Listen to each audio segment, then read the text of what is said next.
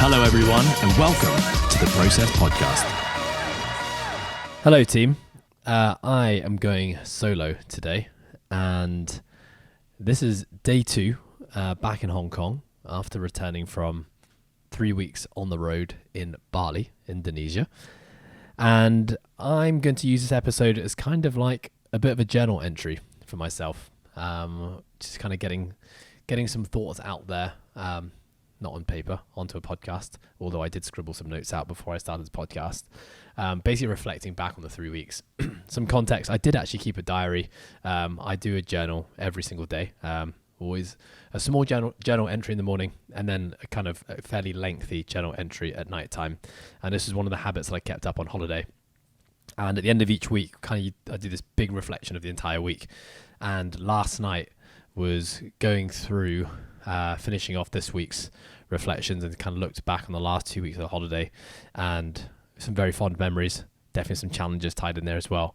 I wanted to kind of have this opportunity to splurge and get it all out there.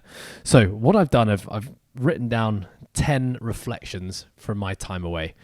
Some of these reflections are related to nutrition, lifestyle, and training.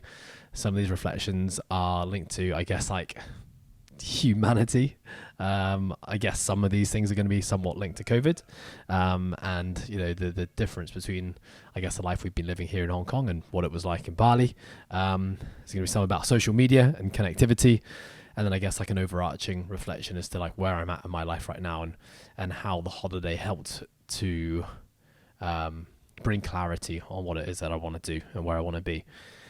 So let's talk about the holiday to start. So the plan was 2 weeks. Obviously, factoring in after that, I was supposed to do a 3-day hotel quarantine here in Hong Kong, which is the restriction, the government restriction protocol, followed by 4 days at home in a kind of isolation.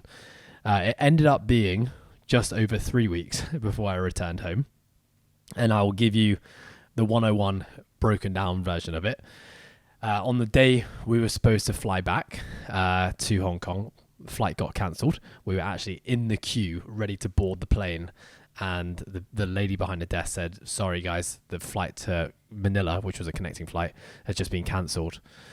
So that was all we were told. Kind of stood around for a couple of hours. Eventually what happened was they said, "Okay, we're going to put you up in a hotel." So we went to Kuta for a night in Bali, and you will take the same flight tomorrow morning. It was an early morning flight. Now, obviously, to get back into Hong Kong, you need to take, at this point in time, you needed to have a negative test on a PCR. So you had to go to a doctor's clinic, get your PCR test, and as long as you were A-OK, you could board the flight. And then when you arrived into Hong Kong, they'd basically do another PCR test. So both myself and my girlfriend, we'd passed our PCR test. We were ready to rock and roll, get on the flight. Then, of course, flight gets cancelled. 24 hours later, that meant I had to do another PCR test because my original one has expired. And I was dealing with a bit of an itchy throat at the time, was starting to feel a little feverish, and was thinking, how's this for timing? I could potentially get COVID on the day that we're actually traveling. And lo and behold, that's exactly what happened. So went and had another PCR test done. This one came back positive. So unfortunately, couldn't board the flight, and basically meant until an undefined date, we were going to be stuck in Bali until essentially I recovered from COVID. At the time, government restrictions in Hong Kong were saying that you need to wait 14 days after getting infected before you can even think about a flight. So I feel like I'm an absolute expert on COVID now. So if anyone has any questions and wants to know about the formalities in Hong Kong, shoot me a message. And I didn't really want to take that risk. I thought 2 extra weeks on top of what I've already taken, and then another week of Hong Kong isolation, just a little bit lengthy. So anyway, the next week was spent, I actually kind of got back into work mode and was working remotely from Bali. So kind of waking up, trying to carve out some form of routine for myself, sitting in an internet cafe for the majority of the day, and then basically ending the day. And yeah, essentially what happened in the end was that both myself and my girlfriend, who she also got COVID, we had some negative rat tests, which was fantastic. So the government also changed the rules on flying back. They said, okay, you don't need a PCR test anymore. You just need a rat test, and as soon as you land, we'll take you through a PCR, and you just do your 3 days at home. No more hotel quarantine. Fantastic. As soon as we heard that, basically booked a flight. There was a little bit more drama along the way, but I'll save that for a rainy day. But we made it back. Passed my PCR test when I got back to Hong Kong. Unfortunately, my girlfriend did not, but both of us are far beyond the contagious period now. We've spoken to some doctors. She works in a place with some of the best doctors in Hong Kong, and they've all said, you guys are probably the most immune people in the world right now. So you guys will be completely fine, at least for the next 3 months. So here I am. All in all, an amazing trip. What I will say is that my first 2 weeks of the planned holiday was actually a holiday, and I don't feel like I've had one of those in a really, really, really long time. I mean, it's been over almost 3 years since I was last on a flight, but in terms of actually traveling away and not having to do any work whatsoever, this was the first time in a really, really long time. So super grateful for my team, here in Hong Kong, who could cover me, who could, cover the roles and the positions that I need to be covered. I got all my work, my administration work done in the lead up. So I was really on full holiday mode, and that was awesome. I'm sure I'll talk about that in a little bit. But of course, that last week, the week 3 of the 3 weeks was no longer holiday mode. And that was a challenge in itself, being this beautiful island, which had been home for my holiday for 2 weeks, and then having to switch gears and not be on holiday mode anymore and actually trying to get into some form of work routine was a challenge in itself, but we'll talk about it a bit later. So let's get into my 10 reflections from holiday in no particular order. These were just things I jotted down last night. Let's go through it. The first one was that it really doesn't take very long to de-stress and return to baseline. Now, obviously, this will be very, very case dependent. But, in the context of everything, I hadn't been out of Hong Kong 3 years. The longest time off from work I'd taken was probably 3 days in that 3 years. And when it was feeling like there was a lot of, and I think I, generally speaking, manage stress very well. I have lots of regimented protocols that allow me to, live what maybe some people would deem to be a busy or work biased life, but still do, I'm very happy, very content. I think I'm very self-aware and know how to pull back or push based on how my body's feeling. But, when I went on holiday, there was a few things, more like, I feel like chronic symptoms of stress that I was starting to notice. I was noticing for the last month or two before holiday, I was doing a lot of jaw clenching. So I was getting like a really tired jaw. My teeth were actually hurting, especially like late in my day. And I was getting a lot of like ear blockages. And I know those are symptoms that I often suffer from when stress is starting to build up a little bit. So that was one thing I was starting to notice. I was getting, I wouldn't call it psoriasis or eczema, but like just some skin breakouts, which again, I often get when I'm getting stressed. And I was getting like one kind of next to my left eye and other ones like kind of in my elbow creases. And that's been something I've always suffered from. My digestive system before I left really wasn't functioning very well. Nutrition was like, by the book. It was clean. I feel like I was doing everything I could, but it was just not getting back to optimal no matter what I tried. And I think, I should kind of just put that down to just a very, very long period without a break. But after the first 3 days, I should also say, like, there was another thing that was happening before I left. Like, I would wake up every morning with like allergies. So I found like pretty much every morning for the last 3 months before I left on holiday, I would wake up sneezing and sniffling for kind of the first 30 to 40 minutes of my day. And I've done some research on that could be linked to things like histamine, which can also be linked to like stress or some like gut dysfunction. And what was really interesting was that after about 3 days of doing zero work, was pretty much off my phone the entire time, was doing loads of grounding, basically didn't wear shoes for 3 weeks, was, waking up without an alarm, walking on the beach, loads of sunlight. And in just 3 days, almost all of those things had disappeared. And, there's a saying that I like to use often, which is, if you walk 10 kilometers into the woods, you've got to walk 10 kilometers out of it, which really what that's saying is that if you don't look after yourself for 2 to 3 years, it may take 2 to 3 years to get yourself back to baseline. Now, obviously, that's a very, very broad way to look at it, and it's very case dependent based on the individual. But I thought it would take a lot longer for me to start to feel quote unquote normal again. But just after 3 days, all my rashes went down, my jaw clenching went down, my allergies in the morning went down. Excuse my French, but my shits were fantastic and didn't honestly. The whole time my digestive system was really, really good, and I was eating gluten every meal because you don't really have too many options in Bali, although you kind of do, but I just love gluten. I was eating bread, every meal. I was having more lactose than I would normally have. I was having foods that would normally trigger my stomach, my digestive system, and they weren't triggering me at all. And I was sleeping like a baby. All it took was 3 days. And I was, at night, literally closing my eyes and almost waking up 8 to 9 hours later, which, to be honest, never really happens. So, and when I'm reflecting back, I think, well, why was it so short? It did not take me very long to get back. And I think, in reflection, even through stressful times, I think this is where it's so important to have some stress management protocols. And even if life is crazy and life is stressful, to still be doing your absolute best to maintain homeostasis, or to maintain some form of healthy equilibrium internally and externally. And I think if you can consistently do that over a really long time, it doesn't take very, very long to get back.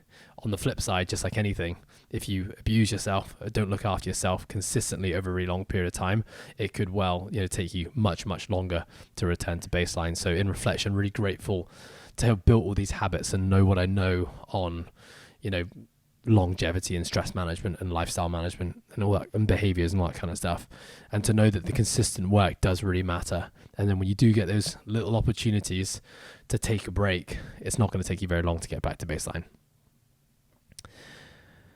All totally worth it. Number 2, while some routines remained, everything else was just go with the flow. So this is something I kind of played with in my mind going on holiday, which was okay, part of the whole point of this holiday is to kind of break away from the things that you typically do every single day here in Hong Kong. And, for those who listen to this podcast and who know me, I do have a very regimented life, and I choose to have a very regimented life in certain aspects, especially mornings and night times around training and eating, because I know that regimen is what allows me to do a lot of hard things in my day and still be healthy and still thrive. That's my choice. If I didn't choose to do all these hard things every day, then I probably wouldn't have to be so regimented. I could be a lot more at ease and still get a good night's sleep and still be healthy. So, when I went on holiday, I guess I had a question to myself when I was on a plane, how regimented do I want to be here? And I guess, the answer is I want to try to do as little routine as possible, but to still get optimal results. And optimal results for me on holiday was I want to be sleeping well. That's super important for me because I know that sleep is the baseline for everything. When I sleep well, everything else functions well. I want to get some movement in, but I definitely wasn't attached to being in a gym because that's where I basically spent every day for the last 3 years. So I want to explore other things. Meditation was something I had a question mark over. I guess meditation when I'm in Hong Kong kind of serves a purpose. It's I need it as an integral part of my day to allow me to kind of unwind, de-stress and be present. But I guess I kind of thought, well, if I'm de-stressing anyway, and I'm feeling very present, perhaps there's not the need to meditate while I'm away. And things like stretching, which I do every night here in Hong Kong, that's kind of the same as meditation. Do I really need to do that? Maybe I don't. And so what actually ended up happening was that there were actually a few routines that I really kept with me the entire 3 weeks, and there was a lot of other routines that I let go of, and now getting back to Hong Kong, kind of get back into the routine of. So what those things that I kept was my morning routines, generally speaking, I kept. And what that looks like, it's wake up in the morning, have my glass of water straight away, get into the shower, and have a cold shower whilst doing my joint rotations, my cars, basically go from my toe all the way to my neck. And then I get out the shower and I finish off some of the other joint rotations like my hips, basically all the big rotations that I don't have space to do in a shower, I then do afterwards. And then I'll basically go through some squat therapy. So kind of 2 to 3 minutes spending time in the bottom of a squat barefoot. because I want to. That's a position I'm really trying to rebuild, especially on the knee that I've had lots of surgeries on. And I've been doing that now consistently for about 3 months and seeing really, really massive improvements in my knee health in general, but also in terms of like strength and the amount of flare-ups I've had. So I wanted to kind of keep that going. So those things all stayed a part of my morning routine. And then in terms of my night routine, that pretty much kind of went out the window. I didn't do any stretching at nighttime. I did very little like pre-bedtime meditations. I read. That's something I did every single night. I read a fiction book before bed. Some nights when I was knackered and exhausted, that was like 10 seconds of reading before I went to bed. Other nights, that would be sometimes like 1 to 2 hours of reading before I went to bed. I journaled every morning and I journaled every night. That's the routine I have in Hong Kong, and I kept that going.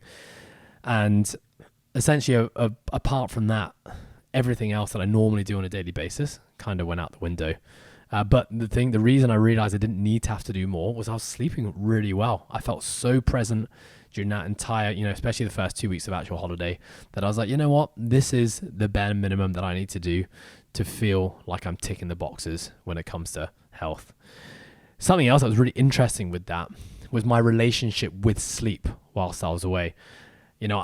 Because I'm notoriously not a great sleeper, I realized whilst on holiday that I actually create more. Even though I think I've made such great strides with this, I actually still have some anxiety around sleep when I'm in Hong Kong and living my normal life. And what that anxiety looks like, it's, okay, Ed, it's 7:45, 8 p.m. You need to be feeling tired now. So make yourself tired. There's stupid things I do. I'm sure other people do this. Well, I hope other people do this. But I'll like deliberately start to walk around my eyes basically half shut. Like I'd basically walk around my house like a zombie the first 15 to 20 minutes before bedtime, trying to trick myself into telling myself that I'm tired. I'll sometimes like try to force a yawn because I know that a yawn is a signal that I'm tired. And sometimes I'll try so hard to force a yawn that I actually cannot yawn. It's ridiculous. So I do these like half fake yawns and I'm like, what are you doing? Whereas when I was on holiday, even though I woke up every morning without an alarm most of the time, and I was basically waking up feeling refreshed. Sometimes that would be 7 hours, sometimes it'd be 6 hours, sometimes it'd be 9 hour sleeps. But there was no stress about what I wanted that sleep to be like. So that's why sometimes I would sit in bed happily for 2 hours, up to 11 p.m. at night, just reading a book because I was really enjoying the book. Whereas in Hong Kong, when I've got this relationship that I realize I have with sleep, if I was reading the book in bed for over an hour, I'd start to probably panic and think, shit, I'm losing valuable hours of sleep here. If I'm going to wake up at 5:45, that's going to mean I'm only going to get 7.5 hours of sleep. So something I'm going to really try to do now getting back into Hong Kong is just let go a little bit more. Don't stress about the sleep. I know perfectly well that sleep is not something we can force. Routines and habits and consistently help us fall into sleep and get better nights of quality sleep. But at the end of the day, there's just sometimes you can't control it. Sometimes you've just got a busier day, a busier mind, a busier body, and your body just needs the time to do it. And what will be, will be. So that's something I've definitely learned from, dropping the nighttime routine in Bali has made me just take the pressure off myself a little bit now. I'm still going to get back to all my nighttime routines, but I'm definitely not going to force sleep in the same way that I was. Number 3, eat intuitively. So I have been weighing and measuring my food now probably consistently for about 5 to 6 years. So that basically means breakfast, lunch and dinner are always put on a scale, and I more or less, I basically track my food. I love the experimentation process of tracking. Sometimes I'll set goals of trying to gain weight. Sometimes I'll try to set goals of trying to get leaner. Sometimes I'll set goals of trying to get stronger. And I just love the geeky process of, playing around with things like nutrition. So this was the first time in a really, really long time I didn't bring scales with me. And I said, you know what? I'm going to be basically eating out pretty much every single meal. I'm just going to go with the flow. And I'm just going to listen to how my body feels. And if it's hungry, I'm going to eat. If I'm not hungry, I'm not going to force it. So some of the big things I noticed there, I will also say I was not being ridiculous at any point. There was probably no points of time where I just completely splurged, and had like 3 pizzas unnecessarily. It was always like, just listen to your body. And when I'm full, I'm full. If that means leaving a bit on my plate, which I rarely do, I'm cool with that. I'm just going to leave some on my plate. I don't have to eat it. I don't have to force myself to eat it. If I finish dinner and I want a bit of dessert and I want a snack, I'm going to do it. So interestingly, after 3 weeks, just a bit over 3 weeks of that coming back, I stepped on the scale and I actually lost a bit of weight. So I basically lost about 0.9 of a kilogram. So I definitely got a little bit leaner whilst I was away. Things I did notice was that in the morning times when I wasn't tracking, I was craving less carbohydrates. I have quite a big carbohydrate breakfast here, as well as a big protein and fat breakfast, but I would say I have a pretty large bowl of oatmeal with fruits and honey and all the good shit. And when I was away, after a few days of eating intuitively, my body was actually craving proteins and fats in the morning and wasn't craving carbohydrates. So I actually had a lot less carbs. I basically had a lot of gluten. Pretty much every single meal, I would say, or at least 1 to 2 meals in a day would have a fairly substantial hit of gluten. But I guess because the body was a lot less stressed, it was able to handle the gluten more effectively than when perhaps my body's a bit more stressed here, which was interesting. I had 3 meals a day. I didn't have any shakes, didn't have any protein bars. It was pre-regimented: a breakfast, a lunch, and a dinner. So now getting back to Hong Kong, having weighed pretty meticulously and measured my food for 4 to 5 years, I actually want to come back and step away from that. And for the next foreseeable future, not sure how long this will be, I'm just going to eat more intuitively. And straight away, getting back and having my first breakfast, I naturally wanted to weigh my oatmeal bowl, which is something I've done for so long. But I thought, you know what? No, let me just eyeball this and let me just try and guesstimate what my body fancies.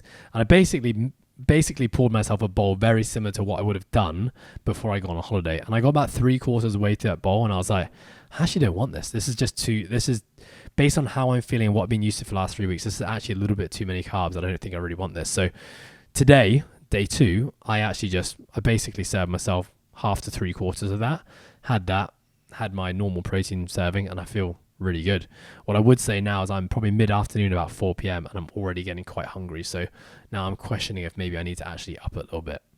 But that was really interesting. I enjoyed the intuitive process, and just something with macronutrients. We tell this to our clients all the time, is that weighing and measuring often isn't, of course, unless you're a high-performing athlete where this stuff really, really matters, it shouldn't be something that we need to rely on for the whole life. Generally speaking, it's a process we recommend that most people go through to give them the tools and the awareness on, things like macronutrients and calories. But then eventually we want to step away from that, and we want to be able to kind of be mindful with the eating process and be able to guesstimate and more or less get it right and just be a bit more intuitive, listen to our signals. I find that when I'm weighing and measuring food all the time, I basically create this unhealthy relationship with my signals where my signals basically get nullified because I get so fixated on the numbers and basically wanting to make sure that I'm being adherent that I don't think about, or I can't feel what my body actually wants to feel, because I just think I need to hit these numbers. So I'm actually really looking forward to this new process now of just stepping away from the weighing and measuring and seeing if I can be successful just navigating with just eating intuitively. Okay, number 4, daily movement. Okay, so my daily movement, when I talk about movement, that's kind of just general movement. That's like walking, that's like jumping in the ocean, that's swimming, it's surfing, it's snorkeling, but it's also like intentional movement. So I mean like going to the gym or doing a exercise session or training session. Interestingly, my first week and a bit of my holiday, I had zero desire to go to the gym. And that's probably not a surprise, to be honest, given that the last 3 years I haven't really stepped outside the 4 walls of my gym 6 or 7 days a week, 6 days a week. So I just didn't want to be in a gym. Instead, I was in a beautiful part of Bali, in Uluwatu. I had a real craving to be in the ocean every day. So I woke up every single morning without an alarm. Before the rest of Uluwatu had opened up, we would walk down to the beach and we just walk along Padang Beach, and it was beautiful. The tide was out, loads of little rock pools, and I'd probably walk for at least an hour before even having breakfast. And what an amazing way to start your day, taking your shoes off, walking in the sand, having water up to your ankles on in this beautiful part of the world was just such a good way to start a day. I was surfed probably 3 to 4 times in that first week, and that was a good enough training session in itself. And I did end up going to the gym probably twice in my first week. Went to amazing gym Bamboo. A couple of my friends, Aaron and Will, run that and done an amazing job. But other than that, that was basically all of my movement. And even when I went to the gym, this was basically a theme throughout my entire holiday. I I had more interest in connecting and having conversations and hanging out with people than I actually wanted to work out. So I really didn't do any hard sessions. I didn't do any like conditioning based sessions in the gym.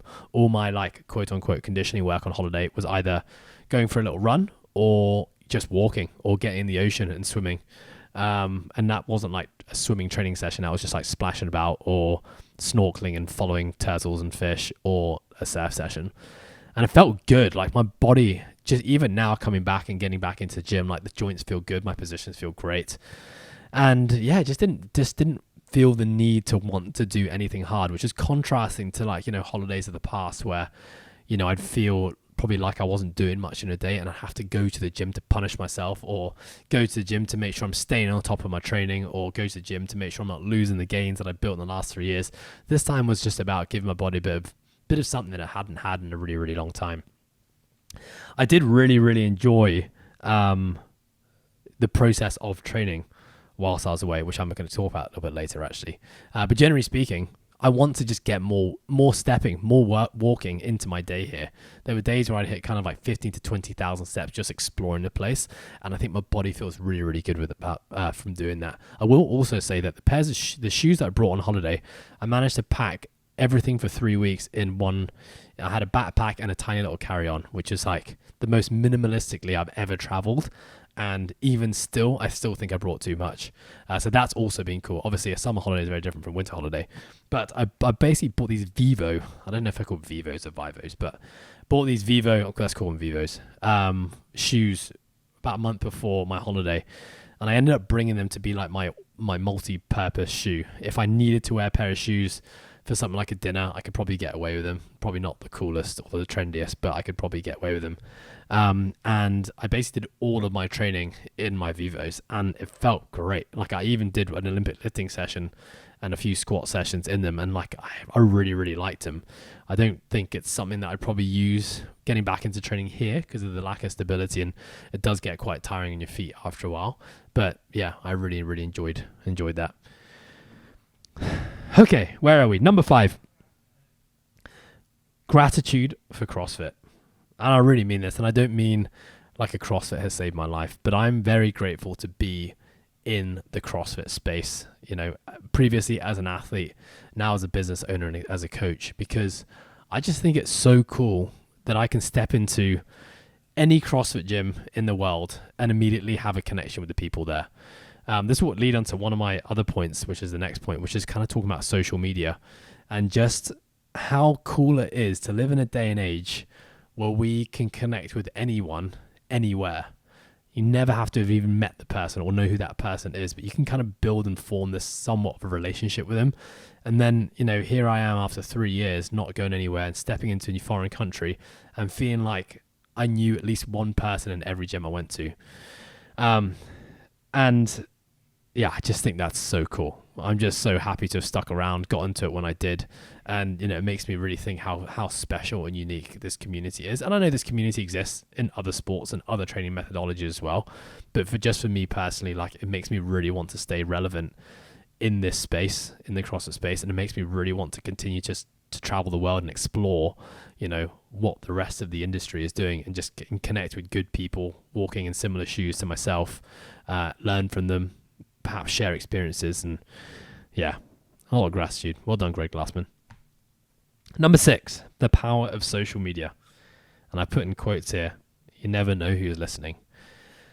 I've actually relayed this point to my team quite a bit on the meetings that I was joining in from over there, but also since I've been back, which is, having been in the Hong Kong bubble for 3 years, and in that time, when you're not able to get overseas and connect with people outside of your 4 walls of your gym or in the same country as yourself, the only way really to connect is via social media pages. Like for me, that's my own Instagram. Of course, it's this podcast. We've recently started to venture into YouTube. But other than that, your whole life is spent in this one little bubble.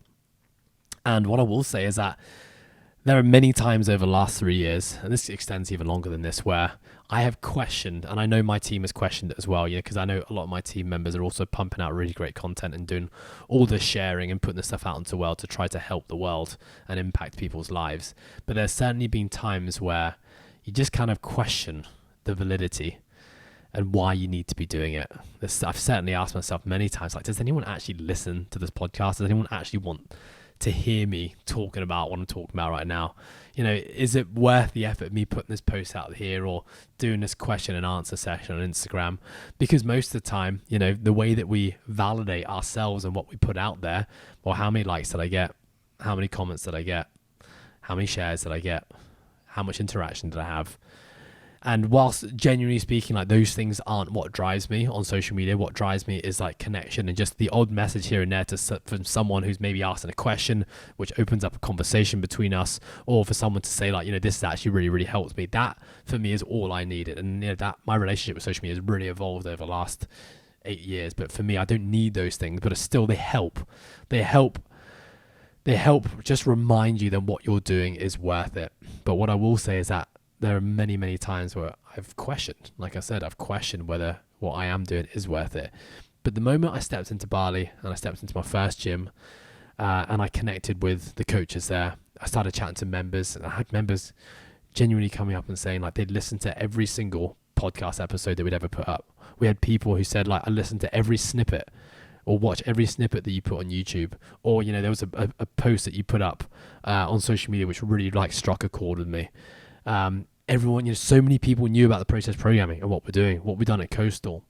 And it was just, honestly, every time I came across one of these people and had these conversations, and, these were really amazing people that, were humble enough and vulnerable enough to actually say that, I love your work and your work has actually helped me in some way, shape or form, was just it just reminded me that what we're doing here, and, using things like social media to put a message out there with the intention of helping the world. Like, you just never know who's listening.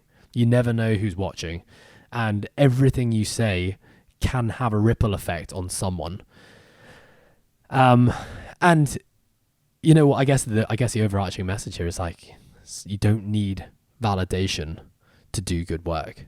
And I do actually believe in that. But this was just a bigger reminder. It's like, you put the good work out there, someone is going to listen. I even had one guy, I was walking down to the beach when we first got to Canggu towards the end of the holiday, and I was just kind of getting some headspace and just strolling along a really busy road. By the way, if you live in Canggu, you've been to Canggu, it's not designed for walking. I figured this out on my first stroll down to the beach, where I was basically walking in a gutter for 30 minutes. Anyway, there was a massive traffic jam, and this guy winds down his window, shouts my name. I look at him, we're looking at each other for, it felt like a minute, but it was probably 5 seconds. No one said anything, and I was like, I don't recognize this guy. I definitely don't know him. And he just shouted, like, mate, I follow your Instagram. Your content is amazing. Like, keep it up. Seriously awesome. And I was like, that's sick. Like, this guy's just basically held up a massive traffic jam. He's got 1,000 bikes behind him beeping him, and he's gone out of his way on a day to wind down his window to tell me that he loves my work. And I think, something that the second part to this message is that I'm always a massive believer that we should be telling people that we appreciate their work when they do good work, because I know what that can feel like. We all have so many different things we're good at, and in some way, shape or form, we're probably putting something out there trying to help people around us. And often that work isn't maybe we feel like it's not appreciated, or people don't tell us that they love our work.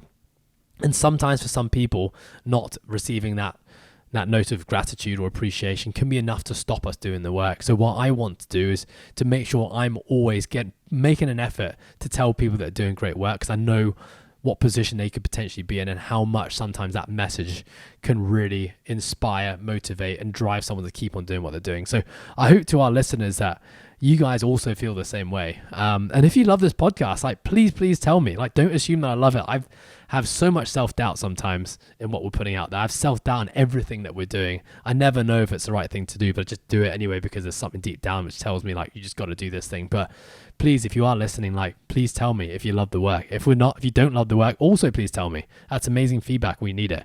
And yeah, I just hope that the world just generally goes a bit more out their way to tell people that they love what they do, or that they appreciate them as a person. Yeah, that was my note there. Number 7, No mask. This is probably a question that most people wanted to ask me as soon as I got back to Hong Kong, which was, how did it feel not wearing a mask? Isn't it liberating? Doesn't it feel free? And actually, the first 2 days of being there, like every time we would leave a hotel room or our villa, I'd instinctively reach for the mask to be like, shit, I need my mask to go out. And then have to kind of remind myself, oh, no, actually, I don't need a mask. Like, that's not a thing here. But after 2 days, I'd gotten so into the routine of not needing a mask that I'd almost completely forgotten that I'd ever worn a mask before. So I do just want to say to the world, and this could just obviously be my bias, but there will be a point in time, Hong Kong especially, and a lot of countries in Asia, where masks are no longer going to be a thing. And you will forget in a very short amount of time that you ever had to wear a mask. I'm sure of it. We will just simply, go with the flow, move into the times, and forget it ever existed. And for me, that's, I'm looking forward to that day. But at the same time, like, I'm not stressing about having to wear it now. But I would say the biggest thing that I noticed being in Bali about not having to wear a mask was just the ability to look at another person, often a stranger, in the eyes, share a smile or a hello or a good morning or a how you doing, and then just move on with your day. Like that little connection that I had, 20 plus times every single day. And I felt like I would go out my way to make sure I did look a person. Even sometimes I'll be on the back of a moped with a helmet on, and I'd have someone else come the opposite way, a local Balinese person with a helmet on, traveling at 50 kilometers per hour. And even for a split second, we would lock eyes, give each other a smile, and we'd move on. Like, that's such a nice feeling to feel, 20 plus times a day. And I was like, I haven't been able to do this. Obviously, I can do it in my gym when we don't have to wear masks. But other than that, on the streets, like in Hong Kong here, like we just don't smile at each other anymore. Like our body language skills have just, I feel like they've disappeared. And we're coming back to Hong Kong and putting a mask back on again. More than anything else, that was the thing that I missed. I can't look at people on the street as they're passing by and give them a smile and have that nice quality moment of like appreciation for one another. So that is all I'm really going to say on masks. And I will also say I did try to grow my scrubby little beard back on holiday. And the reason I got rid of it straight away is when I had to put a mask on to travel, it was extremely itchy. So that's probably another thing about masks that I'll throw into the mixer. Number 8, working remotely.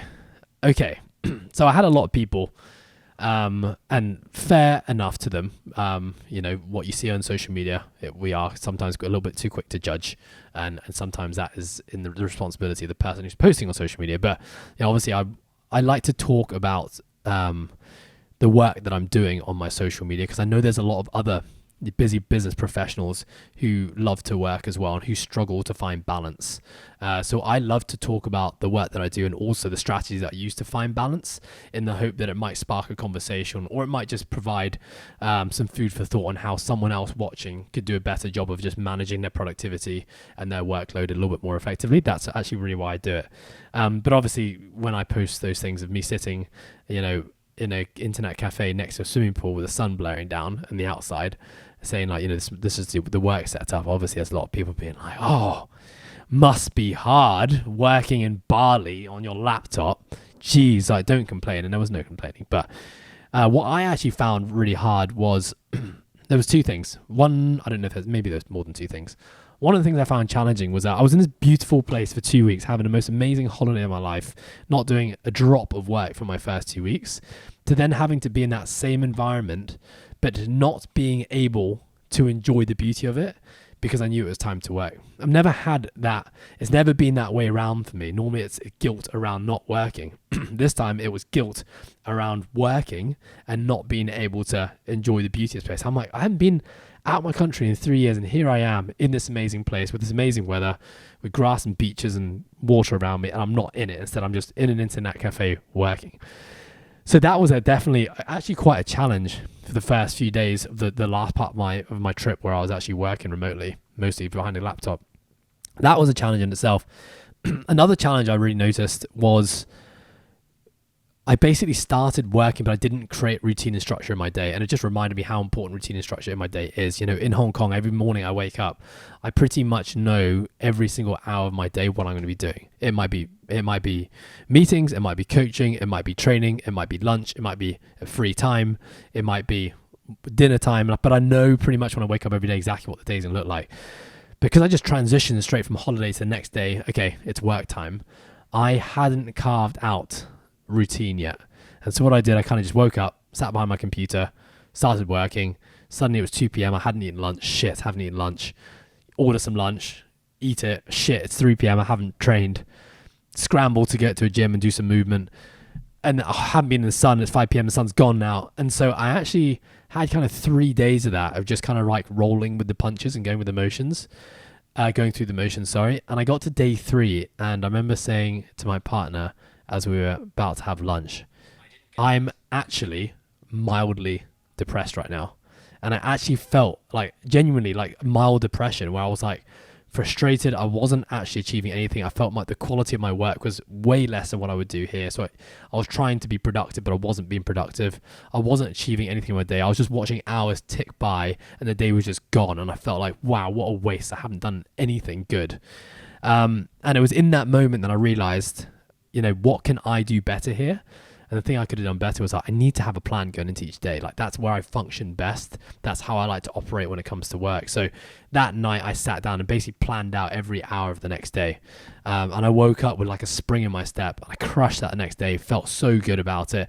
And basically that's what I had to do for the last 7 days was like create structure, create routine, give myself the 20 to 30 minute breaks where I could jump in the swimming pool or walk around a beach with my feet in the sand or my feet in the grass.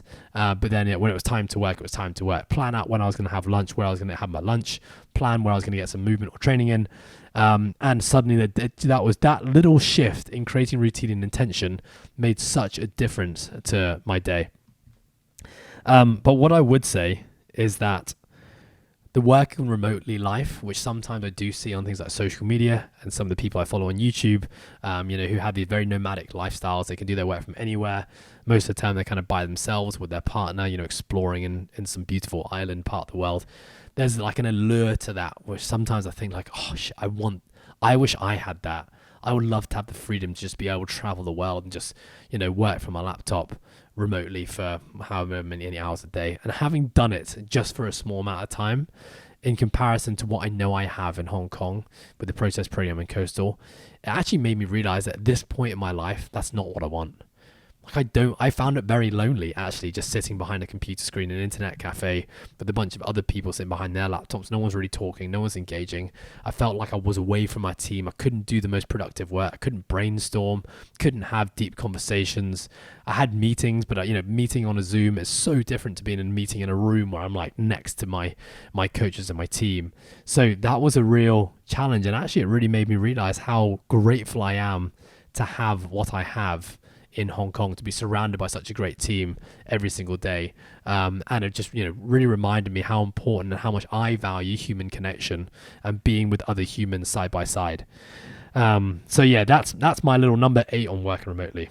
Number 9, structuring my training on the road. Kind of wanted to put a whole Instagram post about this when I realized there was just so much more that I wanted to talk about that I could probably get into a post. But I really enjoy, and I always enjoy this actually, being on the road, sometimes not having a gym or only getting access to a gym every now and then, and actually creating some form of plan and structure with my training. So I don't ever want to just be like, I'm never going to be just a constantly varied, do random shit, do the same movements every day type. Like I always want there to be thought and process behind everything I do. So one thing I will say is that when I'm traveling on the road, especially on a holiday like this, pretty much if I ever got a chance to get into a gym, I would just do weight training. And that would be kind of like strength training or resistance training, hypertrophy training. I didn't do any sessions where I was in a gym doing conditioning work because I wanted to get all my conditioning work outside, whether it was just walking, whether it was jumping in the ocean, all the things I talked about before. So basically then like, okay, well, how do you structure your gym sessions? Well, that would always require a bit of foresight, looking towards the rest of the week. When else in this week might I be able to get to a gym? and what have I already done in the days leading up to this. And then that would allow me to basically build some form of structure in my training sessions. I would say I never went to the gym more than 3 times in a week, and I'd say most times I was probably doing 2 gym sessions in a week. Pretty much every single time I opted for full body resistance training. So like basically my goal was inside a week period, where that's 2 to 3 sessions, I want to hit every single muscle group at least once. So at least one exercise, probably no more than 3 to 4 sets on one muscle group in a week.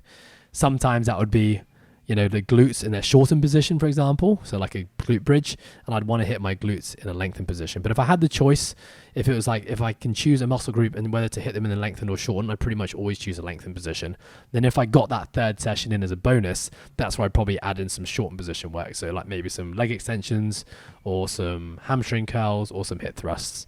But I did really enjoy the process of, that in the moment, think about what I have coming up in the rest of the week, think about what I've already done in the week, and let me try to build some structure here. Always prioritizing the biggest muscle groups first. So that would kind of be like a squat or a hinge of some sort.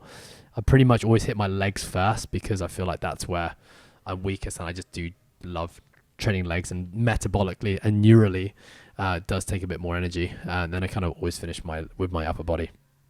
I will also say to anyone asking, because I know people have asked, what was it like did you train when you had COVID? So day 2 of COVID, actually the first 2 days I was pretty wiped from COVID. So the first 2 days I literally did nothing other than walk. I still got probably 10 to 15,000 steps in a day, and I still got in the sun. I did joint rotations. I did like easy movement, but I didn't do any loaded or intentional training. And day 3 was my first day of training. I actually just did... It was a 1 day I used my TRX and resistance bands, which I lugged around with me for 3 weeks. I just did like an upper body pump session, nothing too hard. Didn't take anything to failure. The day after, at day 4 of COVID, I was able to do like an easy lower body session just to move. Again, nothing hard.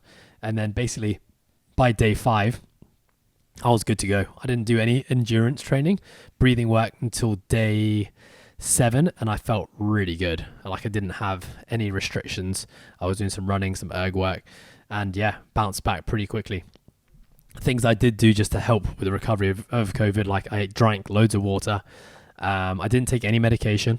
I got loads of sunlight. I ensured that I was still getting some easy movement and at the very minimum, kind of like 9 to 10,000 steps a day. And I upped my vitamin C intake a little bit. And I tried to get as much sleep as I possibly could. And I'm super happy at the way that I bounced back from it. Okay, last one, number 10. How does all of this bring me back to what I'm doing now? And what I'll say here is that throughout this entire trip, it was really nice to be at the end of the 3 weeks and be very excited to come home. I just wasn't sure before I went on holiday what I was thinking about Hong Kong and my life for the last 3 years. I think a part of me felt like maybe it's time for me to move on. Maybe it's time to explore moving somewhere else. Like, do you really like what you do every day here? Like the whole Stockholm syndrome thing, you kind of start to justify to yourself that everything's good. And that's just because you haven't experienced anything else. But having been away, having experienced both holiday and working remotely, I very quickly came to the conclusion that I love what I'm doing, and I'm so stoked to have what I have, from everything from my relationships, my family, my friends, my business, my team, and what we're trying to build here. This holiday, for as much as anything else, has reaffirmed to me that what I'm doing is what I want to be doing. One thing I will add is that I do want to be traveling more with my job. We have every intention to sit down very soon to map out the 2022-2023 calendar, where we're going to be running things like athlete camps, potentially like educational seminars with coaches, and just connecting with our community more. That's something we've really been missing. It's just like the human to human, in-person, real life connection. That's something I really want to prioritize in the next, foreseeable future. But other than that, very grateful to do what I'm doing. All right, team. Well, that's my 10 points. Hey, if you enjoyed this episode, please do let me know. If there's anything that I said that resonated with you, that made you think about maybe something else you're going through right now yourself, please do shoot me a message. I'd love to have a conversation about it. I do reply to everyone on Instagram. I do love that process. That's kind of like one of the things that drives me to do anything on that thing. So yeah, if you guys did resonate with it, or you want to have a conversation or just share some thoughts and experiences, like, I would absolutely love to do that. Thank you for tuning in. Have yourself a great day.